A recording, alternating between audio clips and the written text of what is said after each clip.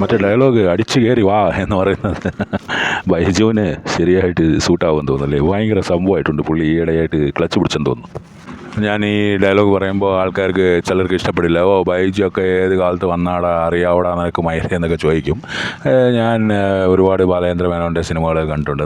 നമുക്കറിയാം ബൈജു എന്ന് പറയുന്ന ആൾ ആ സമയത്ത് വന്ന് ചൈൽഡ് ആർട്ടിസ്റ്റായിട്ട് വന്ന് അത് കഴിഞ്ഞ് മിമിക്രിക്കാരുടെ കൂടി കുറേ കോമാളി സിനിമകളിലൊക്കെ അഭിനയിച്ചു. ശരിക്കും പറഞ്ഞാൽ ക്ലച്ച് പിടിക്കാതെ പോയ ഒരു ആക്ടറാണ് പുള്ളി എന്ന് പറഞ്ഞാൽ. പുള്ളിക്ക് കഴിവുണ്ട്, പുള്ളിക്ക് പക്ഷേ വലിയ സെൻറ്റിമെൻറ്റ് കാര്യങ്ങളൊക്കെ അവതരിപ്പിക്കാനുള്ള കഴിവ് അങ്ങനെയില്ല.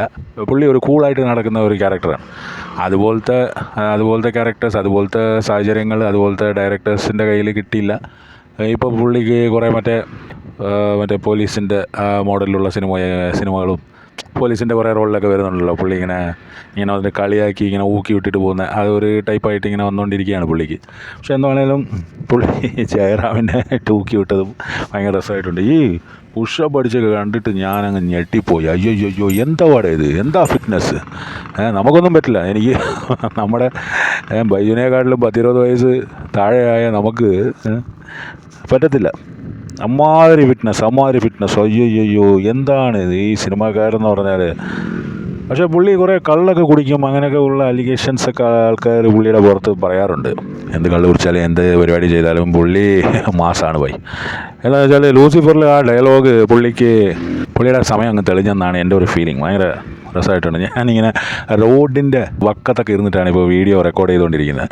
പിച്ച എടുക്കാനിരിക്കുകയാണോ എന്ന് ചോദിക്കരുത്, തെണ്ടായിരിക്കുകയാണോ എന്ന് ചോദിക്കരുത്. അങ്ങനെ ഒന്നുമല്ല. നമ്മൾ റോഡിൻ്റെ വക്കത്ത് ശരി നമുക്ക് സമയമില്ല, അപ്പോൾ പിന്നെ ഇവിടെ തന്നെ വീഡിയോ അങ്ങ് റെക്കോർഡ് ചെയ്ത് കളയാമെന്ന് വിചാരിച്ചു. അപ്പോഴാണ് കുറേ വണ്ടികൾ ചീരി പാഞ്ഞു പോകുന്നുണ്ട്. എന്നൊക്കെ പറഞ്ഞ് നമ്മുടെ നാട്ടിലെന്തോ സാമ്പത്തിക മാന്ദ്യമാണ് വണ്ടിയാണെന്നൊക്കെ പറയുന്നുണ്ട്. അതൊന്നും വലിയ എഫക്റ്റൊന്നുമില്ല. പിന്നെ നാട്ടിൽ ഈ മറ്റേ പെട്രോളിൻ്റെ വില കൂടിയതുകൊണ്ട് പിള്ളേരൊന്നും വണ്ടി ഇറക്കുന്നില്ല എന്നൊക്കെ പറയുന്നതൊക്കെ ചുമ്മാണ്. പിന്നെ മോഡിഫിക്കേഷൻ ഇല്ല എന്ന് പറയുന്നതും ചുമ്മാണ്. എന്തൊക്കെ സൗണ്ടുകളാണ് കേൾക്കുന്നത്. ഈ വണ്ടിയൊക്കെ നമ്മുടെ MVD ഭയങ്കര സ്ട്രോങ് ആണെന്നാണ് അങ്ങ് തമിഴ്നാട്ടിലും അയൽ രാജ്യങ്ങളിലൊക്കെ ഉള്ള സംസാര വിഷയം. എനിക്ക് തോന്നുന്നില്ല. ഇവിടെ എപ്പോഴും പഴയതുപോലെയൊക്കെ തന്നെ. കാരണം ഇടയ്ക്കിടയ്ക്ക് ഞാനിങ്ങനെ നാട്ടിൽ വരും, ഇടയ്ക്കിടയ്ക്ക് വെളിയിൽ പോകുന്ന ഒരു വ്യക്തിയാണ്. അതുകൊണ്ടാണ് നമുക്ക് നാട്ടിലെ സ്ഥിതിഗതികൾ അങ്ങനെ ഫുള്ളായിട്ട് അറിയില്ല, ഫുള്ളായിട്ട് വീഡിയോകൾ ചെയ്യാൻ പറ്റാത്തതും അതുകൊണ്ടാണ്. പക്ഷെ എന്നാലും സമയം കിട്ടുമ്പോൾ നമ്മൾ വിടില്ല കേട്ടാ. ബൈജുവിൻ്റെ കാര്യം പറഞ്ഞ പോലെ ലൈഫ് ബിഗിൻസ് അറ്റ് 40 എന്നാണല്ലോ. പുള്ളിക്ക് പക്ഷേ 55-ലൊക്കെയാണ് ഇപ്പോൾ തുടങ്ങിയിരിക്കുന്നത്. നല്ല സമയം ആണേലും അടിച്ച് കയറി വാ ബൈജു അണ്ണാ, കൊള്ളാം. എന്താണേലും ജയറാമിൻ്റെ കാര്യമാണ് പുള്ളി പറഞ്ഞ് ഊക്കി വിട്ടത്. അയ്യോ അത് എന്തൊരു ജന്മമാണെന്ന്. അത്രയ്ക്ക് വിനയം വേണ്ട, കുറയ്ക്കാൻ പറയാം. പക്ഷേ പുള്ളിക്ക് ജയറാമിനെ നല്ല ബഹുമാനം, നല്ല ഇതുണ്ട് കേട്ടോ. പുള്ളി അങ്ങനെ വിട്ടൊന്നും പറഞ്ഞില്ല. ചില ആൾക്കാർ മറ്റേ വൃത്തിയായിട്ട വർത്താനൊക്കെ പറയുമല്ലോ, അങ്ങന്മാരൊന്നും പറഞ്ഞില്ല. കാരണം ജയറാം വല്ലതും പാര്യം വെച്ച് കളയുമെന്ന്.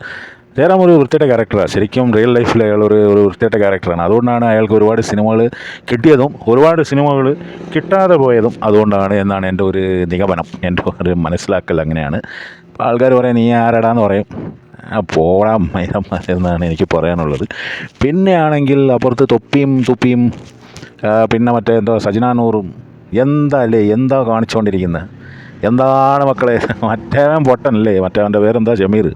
അയ്യോ വലിയ കാര്യത്തിൽ എൻ്റെ അച്ഛൻ വീട്ടിലില്ലയെന്ന് പറയാൻ പറഞ്ഞു എന്ന് പറഞ്ഞ പോലെ സംഭവം ആണ് ഇപ്പോൾ കാണിച്ചിരിക്കുന്നത് ഷമീർ. അതാണേലും നന്നായി വാ മക്കളെ, നന്നായി വരും നീക്ക്. എന്തൊക്കെയാണേലും കൊള്ളാം ആൾക്കാർ നമ്മുടെ നാട്ടിലെ. ഭയങ്കര സംഭവമാണ് നമ്മുടെ നാട്ടിൽ. പിന്നെ അവിടെ മറ്റേ നിയമസഭയിലാണെങ്കിൽ പിണറായി സാറിൻ്റെ ഒരാൾക്കൊരു ബഹുമാനം ഇല്ലെന്ന് തോന്നുന്നില്ലേ. ഇപ്പോൾ ഈയിടെയായിട്ട് ഈ അടുത്ത് ഞാനൊരു മറ്റേ ഡിബേറ്റിലാണ് കേട്ടത്. തന്തയില്ലാതെയാണ് അയാൾ ചെയ്തുകൊണ്ടിരുന്നത്. ഈ തന്തയില്ലാത്ത സ്വഭാവം കാണിക്കാൻ തുടങ്ങിയിട്ട് കുറേ കാലമായി.